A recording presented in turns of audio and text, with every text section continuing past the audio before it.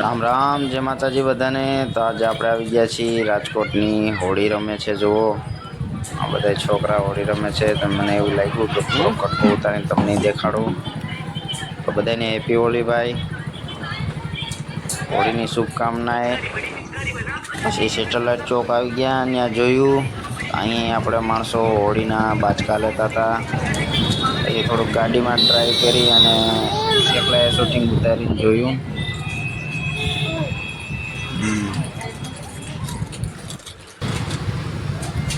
ગાડીમાં સરખું થોડુંક ન આવ્યું, બાકી હું તમને કાયદેસર હોળી દેખાડત, પણ હવે એટલો ટાઈમ નથી રહ્યો, ટાઈમનો અભાવ। પણ છતાં પણ થોડું થોડું ઉતારીને તમને દેખાડ્યું।